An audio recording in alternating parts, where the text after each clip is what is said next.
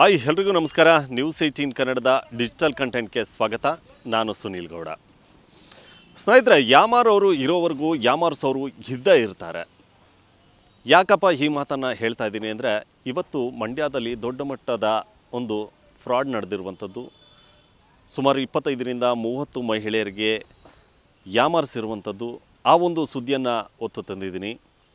ಅದೇನಪ್ಪ ಸುದ್ದಿ ಅಂತ ಹೇಳಿದ್ರೆ, ನಾವು ಮೊನ್ನೆ ಅಷ್ಟೇ ಮೈಕ್ರೋ ಫೈನಾನ್ಸ್ ವಿಚಾರವಾಗಿ ಒಂದು ದೊಡ್ಡ ಮಟ್ಟದ ಸುದ್ದಿಯನ್ನು ನಮ್ಮ ನ್ಯೂಸ್ 18ನಲ್ಲಿ ಬಿತ್ತರ ಮಾಡಿದ್ವಿ. ಅಂದರೆ ಮೈಕ್ರೋ ಫೈನಾನ್ಸ್ನಿಂದ ಸಾಲ ಮಾಡಿದಂಥವರು ವಾಪಸ್ ಮರುಪಾವತಿಯನ್ನು ಮಾಡುವಂಥ ಸಂದರ್ಭದಲ್ಲಿ ಸಾಕಷ್ಟು ಕಿರುಕುಳವನ್ನು ಮೈಕ್ರೋ ಫೈನಾನ್ಸ್ನವರು ಕೊಡ್ತಾ ಇದ್ದಾರೆ ಅನ್ನುವಂಥ ಸುದ್ದಿಯನ್ನು ಮಾಡಿದ್ವಿ. ಇದು ಕೂಡ ಅದೇ ರೀತಿ ಸ್ವಲ್ಪ ರಿಲೇಟೆಡ್ ಆಗಿರುವಂಥದ್ದು. ಅಂದರೆ ಮೈಕ್ರೋ ಫೈನಾನ್ಸ್ನಿಂದ ಸಾಲವನ್ನು ತೆಗೆದು ಮತ್ತೊಬ್ಬರಿಗೆ ಆ ಹಣವನ್ನು ಕೊಟ್ಟಿರುವಂಥದ್ದು. ಆ ಹಣವನ್ನು ತಾಯಿ ಮಗಳು ಇಬ್ಬರು ಸೇರಿ ರಾತ್ರೋರಾತ್ರಿ ಹೊತ್ಕೊಂಡು ಹೋಗಿರುವಂಥ ಸುದ್ದಿಯನ್ನು ಇವತ್ತು ತಂದಿದ್ದೀನಿ. ಹೌದು, ಮಂಡ್ಯ ನಗರದ ಹೊಸಹಳ್ಳಿಯಲ್ಲಿ ಸುಮಾರು ಕಳೆದ 20-25 ವರ್ಷಗಳಿಂದ ವಿಜಯಮ್ಮ ಮತ್ತು ದಿವ್ಯಾ ಅಂತಕ್ಕಂಥ ತಾಯಿ ಮಗಳು ಇಬ್ಬರು ವಾಸವಾಗಿದ್ದಂಥ ಸಂದರ್ಭದಲ್ಲಿ ಅಕ್ಕಪಕ್ಕದ ಮನೆಯವರು, ಅಂದರೆ ಸುಮಾರು 20 ವರ್ಷಗಳಿಂದ ಜೊತೆಯಲ್ಲಿದ್ದರು ಅಂತಂದರೆ ಅಕ್ಕಪಕ್ಕದ ಮನೆಯವರಿಗೂ ಕೂಡ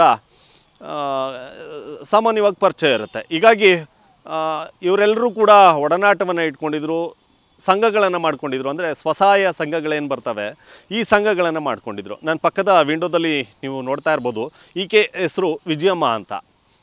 ಹಾಗೆ ಇದರ ಪಕ್ಕದಲ್ಲಿ ಅಂದರೆ ಇನ್ನೊಂದು ದೃಶ್ಯದಲ್ಲಿ ಕಾಣ್ತಾ ಇರುವಂಥದ್ದು ದಿವ್ಯಾ ಅನ್ನುವಂಥ ಯುವತಿ, ಈಕೆಯ ಮಗಳು, ಅಂದರೆ ವಿಜಯಮ್ಮಳ ಮಗಳು. ಇವರಿಬ್ಬರು ಕೂಡ ಮಂಡ್ಯ ನಗರದ ಹೊಸಹಳ್ಳಿಯಲ್ಲಿ ವಾಸವಾಗಿದ್ದರು. ಅಕ್ಕಪಕ್ಕದ ಮನೆಯವರ ಬಳಿ ಸ್ವಸಹಾಯ ಸಂಘಗಳಲ್ಲಿ ಹಣವನ್ನು ತೆಗೆದುಕೊಂಡಿದ್ರು. ಯಾವ ರೀತಿ ತೆಗೆದುಕೊಂಡ್ರು ಅಂತಂದರೆ, ಸುಮಾರು 10ರಿಂದ 12 ಮೈಕ್ರೋ ಫೈನಾನ್ಸ್ಗಳು, ಸ್ವಸಹಾಯ ಸಂಘಗಳು, ಧರ್ಮಸ್ಥಳ ಸಂಘ, ಹೀಗೆ ಎಲ್ಲ ಸಂಘಗಳಲ್ಲೂ ಸಾಲವನ್ನು ಮಾಡಿಸಿದ್ರು. ಅಂದರೆ ಅಕ್ಕಪಕ್ಕದ ಮನೆಯವರಿಗೆ ನಮಗೆ ಅರ್ಜೆಂಟು ಹಣ ಬೇಕಾಗಿದೆ, ಹೀಗಾಗಿ ನಿಮಗೆ ಅಂದರೆ ನೀವು 1 ಲಕ್ಷವನ್ನು ತೆಗೆದುಕೊಟ್ರೆ 5,000 ನಿಮಗೆ ಕಮಿಷನನ್ನು ಕೊಡ್ತೇನೆ ಅನ್ನುವಂಥ ಕಮಿಷನ್ ಆಸೆಯನ್ನು ಹುಟ್ಟಿಸಿ ಅವರ ಹೆಸರುಗಳಲ್ಲಿ ಸಾಲವನ್ನು ತೆಗೆಸಿದ್ರು.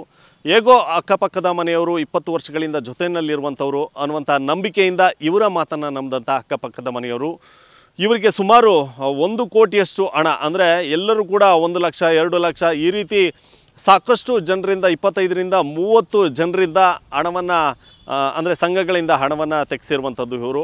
ಹೀಗಾಗಿ ಇವರ ಕಮಿಷನ್ ಅಂದರೆ 5,000 10,000 ಕೊಡ್ತಾರೆ ಅನ್ನುವಂಥ ಆಸೆಗೆ ಬಿದ್ದಂಥ ಮಹಿಳೆಯರು ಹಣವನ್ನು, ಅಂದರೆ ಸಂಘದ ಮೈಕ್ರೋ ಫೈನಾನ್ಸ್ಗಳಿಂದ ಹಣವನ್ನು ತೆಗೆದು ಇವರಿಗೆ ಕೊಟ್ಟಿದ್ದರು.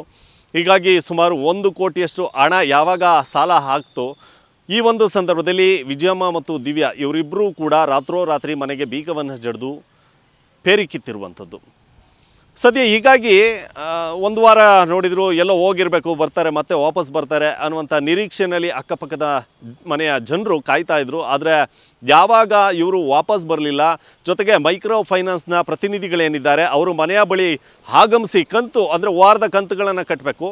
ಹೀಗಾಗಿ ವಾರದ ಕಂತುಗಳನ್ನು ಕಟ್ಟದೇ ಇದ್ದಂಥ ಸಂದರ್ಭದಲ್ಲಿ ಮೈಕ್ರೋ ಫೈನಾನ್ಸ್ನವರು ಅಕ್ಕಪಕ್ಕದ ಮನೆಯವರು, ಅಂದರೆ ಯಾರು ಸಾಲವನ್ನು ತೆಗೆದುಕೊಟ್ಟಿದ್ರೋ ಅವರ ಮನೆಯ ಬಳಿ ಬಂದು ಹಣವನ್ನು ಮರುಪಾವತಿ ಮಾಡುವಂತೆ ಕಿರುಕುಳವನ್ನು ಕೊಡೋದಕ್ಕೆ ಪ್ರಾರಂಭವನ್ನು ಮಾಡಿದ್ರು. ಆದರೆ ಇವರು ಹೇಳುವಂಥದ್ದು, ವಿಜಯಮ್ಮಳಿಗೆ ಹಣವನ್ನು ಕೊಟ್ಟಿದ್ದೇವೆ, ಆಕೆ ನಾಪತ್ತೆ ಆಗಿದ್ದಾಳೆ, ಹೀಗಾಗಿ ಅವರು ಬಂದ ಮೇಲೆ ನಾವು ಹಣವನ್ನು ಕೊಡ್ತೀವಿ ಅಂತ ಮೈಕ್ರೋ ಫೈನಾನ್ಸ್ನವರಿಗೆ ಸಬೂಬನ್ನು ಹೇಳ್ತಿದ್ದಾರೆ. ಆದರೆ ಅವರು ಕೇಳೋದಕ್ಕೆ ರೆಡಿ ಇಲ್ಲ. ಯಾವಾಗ ಕುತ್ತಿಗೆಗೆ ಬಂತು ಈ ಒಂದು ವಿಚಾರ, ಮಹಿಳೆಯರು ಈಗ ಎಲ್ಲರೂ ಒಟ್ಟಾಗಿ ಸೇರಿ ಮಂಡ್ಯದ ಈಸ್ಟ್ ಪೊಲೀಸರಿಗೆ ದೂರನ್ನು ಕೊಟ್ಟಿದ್ದಾರೆ. ಅಂದರೆ ವಿಜಯಮ್ಮ ಮತ್ತು ಆಕೆಯ ಮಗಳು ದಿವ್ಯಾ ಇವರಿಬ್ಬರೂ ಕೂಡ ಸಾಕಷ್ಟು ಪ್ರಮಾಣದಲ್ಲಿ ಎಲ್ಲರ ಬಳಿ ಹಣವನ್ನು ಪಡೆದುಕೊಂಡು ಈ ರೀತಿ ರಾತ್ರೋರಾತ್ರಿ ಮನೆಗೆ ಬೀಗವನ್ನು ಜಡಿದು ನಾಪತ್ತೆ ಆಗಿದ್ದಾರೆ. ದಯವಿಟ್ಟು ಅವರನ್ನು ಹುಡುಕಿ ಕೊಡಿ, ಅವರ ಬಳಿ ನಮ್ಮ ಹಣವನ್ನು ವಾಪಸ್ ಕೊಡಿಸಿ, ಇಲ್ಲ ಅಂತಂದರೆ ಮೈಕ್ರೋ ಫೈನಾನ್ಸ್ನವರು ಪ್ರತಿನಿತ್ಯ ನಮ್ಮ ಮನೆ ಬಾಗಿಲಿಗೆ ಬರ್ತಾ ಇದ್ದಾರೆ, ನಮಗೆ ಸಾಕಾಗಿದೆ ಅನ್ನುವಂಥ ದೂರನ್ನು ಪೊಲೀಸರಿಗೆ ಕೊಟ್ಟಿದ್ದಾರೆ. ಆದರೆ ಮತ್ತೊಂದು ಕಡೆ ಮೈಕ್ರೋ ಫೈನಾನ್ಸ್ನವರ ಅವಳಿ ಯಾವಾಗ ಜಾಸ್ತಿ ಆಯಿತು, ಹೀಗಾಗಿ ಒಂದಷ್ಟು ಜನರು, ಅಂದರೆ ಸುಮಾರು 25ರಿಂದ 30 ಜನ ಏನು ಈಕೆಗೆ ಹಣವನ್ನು ಕೊಡಿಸಿದ್ರು, ಅವರು ತಮ್ಮ ಮನೆಗಳಿಗೆ ಬೀಗವನ್ನು ಜಡಿದು ಈಗ ಅವರೂ ಕೂಡ ತಮ್ಮ ನೆಂಟರಿಷ್ಟರ ಮನೆಗಳಿಗೆ ಹೋಗುವಂಥ ಪರಿಸ್ಥಿತಿ ನಿರ್ಮಾಣ ಆಗಿದೆ. ಹಾಗೆ ಮತ್ತೊಂದಷ್ಟು ಜನರು ಧೈರ್ಯವಾಗಿ ಈ ಒಂದು ಪ್ರಕರಣವನ್ನು ಎದುರಿಸಬೇಕು ಅನ್ನುವಂಥ ನಿಟ್ಟಿನಲ್ಲಿ ಮಂಡ್ಯದ ಹೊಸಹಳ್ಳಿ ವೃತ್ತ ಏನಿದೆ, ಈ ವೃತ್ತದಲ್ಲಿ ಬೃಹತ್ ಆದಂಥ ಒಂದು ಬ್ಯಾನರನ್ನು ಹಾಕಿ, ಆ ಬ್ಯಾನರ್ನಲ್ಲಿ ವಿಜಯಮ್ಮ ಮತ್ತು ದಿವ್ಯಾಳ ಇಬ್ಬರ ಭಾವಚಿತ್ರವನ್ನು ಹಾಕಿ, ದಯವಿಟ್ಟು ಯಾರಿಗಾದರೂ ಇವರ ಸುಳಿವು ಸಿಕ್ಕಲ್ಲಿ ಇವರನ್ನು ಹತ್ತಿರದ ಪೊಲೀಸ್ ಠಾಣೆಗೆ ಹಿಡಿದುಕೊಡ್ಬೇಕು, ಮಾಹಿತಿ ಕೊಡಬೇಕು ಅನ್ನುವಂಥ ಮನವಿಯನ್ನು ಮಾಡ್ಕೊಳ್ತಾ ಇದ್ದಾರೆ. ಹೀಗಾಗಿ ಬಂದಂಥವ್ರು ಅಂದರೆ ಮಂಡ್ಯ ನಗರದ ಹೊಸಳ್ಳಿಗೆ ಎಂಟ್ರಿ ಆಗ್ತಾ ಇದ್ದಂತೆ ಈ ಒಂದು ವೃತ್ತದಲ್ಲಿ ಕಾಣುವಂಥ ಬೃಹತ್ ಬ್ಯಾನರನ್ನು ನೋಡಿದಂಥ ಜನರು ಈ ರೀತಿ ಕೂಡ ಯಾಮಾರಿದ್ದಾರಾ ಅನ್ನುವಂಥ ಆಶ್ಚರ್ಯವನ್ನು ವ್ಯಕ್ತಪಡಿಸ್ತಾ ಇದ್ದಾರೆ. ಮತ್ತೊಂದು ಕಡೆ ಇವರು ಕಣ್ಣೀರನ್ನು ಕೂಡ ಆಗ್ತಾ ಇರುವಂಥದ್ದು. ಅಂದರೆ ಹಣವನ್ನು ಏನು ಕಳೆದುಕೊಂಡಿದ್ದಾರೆ, ನಾವು ಸಾಲೋ ಮಾಡಿ ಸಣ್ಣದಾಗಿ ಜೀವನವನ್ನು ನಡೆಸ್ತಾ ಇದ್ವಿ, ಆದರೆ ಇವರು ಬಂದು ದೊಡ್ಡ ಪ್ರಮಾಣದ ಹಣವನ್ನು ನಮ್ಮಿಂದ ತೆಗೆಸ್ಬಿಟ್ಟಿದ್ದಾರೆ. ನಾವು ಟೈಲರಿಂಗ್ ಮತ್ತು ಸಣ್ಣ ಪುಟ್ಟ ಕೆಲಸಗಳನ್ನು ಮಾಡಿಕೊಂಡು ಜೀವನವನ್ನು ನಡೆಸ್ತಾ ಇದ್ದೇವೆ.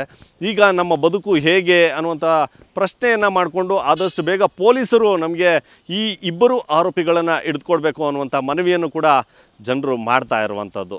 ಟೈಲರಿಂಗ್ ಮಾಡ್ತೀವಿ, ದಿನ ಕೆಲಸ ಬಂದರೂ ಬತ್ತು, ಬರ್ದೇವ್ರಿಲ್ಲ. ಯಾವಾಗಲೂ ನಾವು ಕಾಸು ನೋಡಬೇಕಾಗಿರೋದು. ಮನೇಲಿ ಕೂತಿದ್ದವಳಿಗೆ ರತ್ನಮ್ಮ ಸೇರ್ಕೋ ಅಂತಂದ್ಲು. ಬೇಡ ಕಣವ ಅಂದ್ರು, ಬಾ ಸೇರ್ಕೊ ನೀನು ಕಟ್ಕೊಂಬ ಅಂದ್ಬಿಟ್ಟು ನಾನು 10,000 ರೂಪಾಯಿ ನಾನು ಬೇಕಾಯ್ತು 10,000 ರೂಪಾಯಿ ತೊಗೊಂಡೆ. ಇನ್ನು 30 ಅವಳು ತಗೊಂಡು 2 ಸಂಘದಲ್ಲಿ ಹಿಂಗೆ ಎತ್ಬಿಟ್ಟವಳೆ. ಈಗ ಒಯ್ತಾಳೆ ಅಂತಲೇ ಗೊತ್ತಿರಲಿಲ್ಲ ನಮಗೆ. ಸುಮಾರು ಒಂದು 20-25 ವರ್ಷದಿಂದ ಅವಳು ಪರಿಚಯ, ಅಕ್ಕಪಕ್ಕನೇ ಈಗ ಮಾಡ್ತಾಳೆ ಅಂತ ಕನಸಲ್ಲೂ ನೆನೆಸಿರಲಿಲ್ಲ ನಾನು. ಹಿಂಗೆ ತಲೆಗೆ ಕೈ ಕೊಟ್ಬಿಟ್ಟು 15 ದಿವಸದಿಂದ ನಮಗೆ ನೆಮ್ಮದಿ ಇಲ್ಲದಂತೆ ಮುಕ್ಕಾಲು ಶಕ್ತಿನೇ ಹೊಂಟೋಗೋದೆ ನನಗೆ. ಇನ್ನೂ ತನಕ ಒಂಚೂರು ಕಾಫಿ ಕುಡ್ದಿಲ್ಲ, ಹೊಟ್ಟೆಗೆ ತಿಂದಿಲ್ಲ. ಇದೇ ಯೋಚನೆ ಮಾಡಿ ಮಾಡಿ ಮಾಡಿ ಕೆಲಸ ಮಾಡೋಕ್ಕೂ ನೆಮ್ಮದಿ ಇಲ್ಲ. ಹಂಗೆ ಮಾಡಿಬಿಟ್ಟವಳೆ ನಮಗೆ. ನೆನ್ನೆ ಬಂದ್ಬಿಟ್ಟು ಸಖತ್ ಹಿಂಸೆ ಕೊಟ್ಟರು. ನಮಗೆ ಗೊತ್ತಿಲ್ಲ. ಈಗ ಪೊಲೀಸಿಗೆ ಕಂಪ್ಲೇಂಟ್ ಕೊಟ್ಟಿದ್ದೀವಿ, ವಿಡಿಯೋದವ್ರಿಗೆ ಎಲ್ಲ ತಗೊಂಡವ್ರೆ, ಲಾಯರ್ಗೂ ಭೇಟಿ ಆಗಿದ್ದೀವಿ ಅಂದದಕ್ಕೆ ಅವನು ಹೌದಾ ಅಂದ್ಬಿಟ್ಟು ಬಾಯಿ ಮುಚ್ಕೊಂಡು ಹೋದ. ನಮಗೆ ಟೈಮ್ ಕೊಡಿ ಅಂತಂದೆ. ಆವಾಗ ಹ್ಞೂ ಅಂತ ಯಾವಾಗ ಲಾಯರು ಪೊಲೀಸವ್ರಿಗಂದೆ ಅಷ್ಟೊತ್ತಿಗೆ ಅಯ್ಯಪ್ಪ ಸುಮ್ಮನೆ ಹೋದರು. ಈಗ ಕಟ್ಟಿದ್ರೆ ನೆನ್ನೆ ಬಂದಿದ್ದದ್ದು ಯಾವುದೋ ಒಂದು ಅದೇನದು, ಈಗ ಕಟ್ಟಿದ್ರೆ 4 ಆಗಿತ್ತು. ಈ ಸತಿ ನನ್ನ ಹತ್ರ ಅವಳು 3 ಕಟ್ಟಿದ್ಲು. ಈ ಸತಿ ಬಂದು ನಮಗೆ ಕೇಳ್ದ, ಈಗ ಬಂದು ನಮಗೆ ಕೇಳ್ತಾ ಇದೆಯಲ್ಲಪ್ಪ, ನಿನ್ನ ಮುಖನೇ ನೋಡಿರಲಿಲ್ವಲ್ಲ ನಾನು ಅಂತಂದೆ. ಆಮೇಲೆ ನೋಡೋದ ಹೋಗಪ್ಪ ಅಂತ ಕಳಿಸ್ದೆ. ಹಂಗೊಂದು ತುಂಬ ರಾಂಗ್ ಮಾಡಿದ್ರು. ಇಲ್ಲ ನಿಂಗೆ ಏನು ಮಾಡಿದ್ರು, ನಾನು ಕೂದ್ರು ಉಪ್ಪಿನಕಾಯಿ ಹಾಕಿದ್ರು ನನ್ನ ಹತ್ರ 3 ಕಾಸಿಲ್ಲ, ಹಿಂಗೆ ಮಾಡ್ಬಿಟ್ಟು ಹೋಗವಳೆ, ನಾನು ಕಟ್ಟೋಕ್ಕಾಗೋದಿಲ್ಲ ಅಂತ. ಇಲ್ಲ ಕಣಮ್ಮ ಅಂತ ರೇಕಂಡು ಹೋದ್ರು. 3 ಜನ ಬಂದಿದ್ದರು ಅಂತ ಹೋದರು. ಈಗ ಇನ್ನೂ 1 ಕಂತಾಗಿಲ್ಲ, ಬರೋ ತಿಂಗಳು 16ನೇ ತಾರೀಕು ವೀಸಪ್ಪೋ ಏನೋ. ಅವನಂತೂ ಸಖತ್ ಇದು ಮಾಡ್ತಾವನು. ಇನ್ನು ಮುಂದಿನ ತಿಂಗಳಿಗೆ 16ನೇ ತಾರೀಕು ಬಂದರೆ ಅದೇನು ಹೇಳ್ತಾರೋ ಅದೇನೋ ಗೊತ್ತಿಲ್ಲ. ಅದನ್ನು ನೋಡಿಬಿಟ್ಟೆ ನಾವು ಅಲ್ಲ ಟೇಷನ್ಗೆ ಓದಿದ್ದು. ನಮ್ಮ ಮನೇಲಿ ಟೈಲರಿಂಗ್ ಮಾಡ್ತೀನಿ. ನಮ್ಮ ಮನೆಯವ್ರಿಗೆ ಕಣ್ಣು ಕಾಣಿಸೋದಿಲ್ಲ. ವಾರದಲ್ಲಿ ಒಂದು 300 ರೂಪಾಯಿ ತಂದು ಕೊಡೋದೇ ದೊಡ್ಡದು. ಅವರು ಕಜಗುಂಡಿ ಮಾಡ್ತಾರೆ. ಹತ್ರಲ್ಲಿ ನಾವು ಮಾಡ್ಕೊಂಡು ಮಕ್ಳಿಗೆ ಮಾಡ್ಕೊಂಡು ನಾವು ಹೋಯ್ತಾಯಿದ್ವಿ. ಎಲ್ಲ ನಂದೇನು ಅಂತ ಶಿವ ಅವ್ರಿಗೆ ಗೊತ್ತು, ಕೇಳ್ರಿ ಬೇಕಾದ್ರೆ ನಮ್ಮ ಪರಿಸ್ಥಿತಿ ಏನು ಅಂತ. ಮಂಡ್ಯದಲ್ಲಿ ಮೈಕ್ರೋ ಫೈನಾನ್ಸ್ ಅವ್ರದ್ದು ಅವಳಿ ಜಾಸ್ತಿ ಆಗಿಬಿಟ್ಟಿದ್ರೆ ಒಬ್ಬೊಬ್ಬರಿಗೆ ಸಂಘ 8-10 ಸಂಘ ಮಾಡಿದ್ರಂತೆ. ರೂಲ್ಸ್ ಪ್ರಕಾರ 2 ಸಂಘ 3 ಸಂಘ ಇರಬೇಕು. ಇಲ್ಲಿ ಅಮಾಯಕರಿಗೆಲ್ಲ ದುಡ್ಡು ಕೊಟ್ಬಿಟ್ಟು ಒಬ್ಬಳು ಫ್ರಾಡ್ ಮಾಡ್ಕೊಂಡು ಅವ್ವ ಮಗಳು ಊರು ಬಿಟ್ಟು ಹೋಗೋರೆ. ಇಲ್ಲಿ ತಗೊಂಡಿರುವಂಥವ್ರು ಮೋಸ ಹೋಗಿರುವಂಥ ಯಾವ ಥರ ಅಂದರೆ ವ್ಯಾಪಾರಸ್ಥರಾಗಿರ್ಬೋದು, ಕೂಲಿ ಕೆಲಸದರಾಗ್ಬೋದು, ಗಾರೆ ಕೆಲಸ, ಟೈಲರಿಂಗ್ ಕೆಲಸ, ಅವ್ರು ಊರು ಬಿಟ್ಟು ಹೊಡಗೋಳೆ. ಇಲ್ಲಿ ಇವ್ರ ಮನೆ ಹತ್ರ ಬಂದು ಇವ್ರಿಗೆ ಹಣ ಕಟ್ಟಿ ಅಂದ್ಬಿಟ್ಟು ಮೈಕ್ರೋ ಫೈನಾನ್ಸ್ ಅವರು ಕಿರುಕುಳ ಕೊಡ್ತಾಯಿದ್ದಾರೆ. ಅವರು ಮನೇಲಿ ಇರ್ತಾಯಿಲ್ಲ, ಬೀಗ ಹಾಕೊಂಡು ಅವ್ರ ನೆಂಟರು ಮನೆಗಾಗ್ಬೋದು, ಬೇರೆ ಹೊರಗಡೆ ಹೋಗ್ತಾಯಿದ್ದಾರೆ. ಹಾಗಾಗಿ ದಯಮಾಡಿ ನಿಮ್ಮ ಮಾಧ್ಯಮದಲ್ಲಿ ಏನು ಕೇಳ್ಕೊಳ್ತೀನಿ ಅಂತಂದರೆ, ಇದು ಬೇಗ ಪೊಲೀಸರಾಗ್ಬೋದು, ನಿಮ್ಮ ಮಾಧ್ಯಮದ ಮುಖಾಂತರ ಆಗ್ಬೋದು, ಇದಕ್ಕೊಂದು ಬೇಗ ಸೂಕ್ತ ಕ್ರಮ ಕೈಗೊಂಡು ಇವರಿಗೆ ಪರಿಹಾರ ಕೊಡಬೇಕು.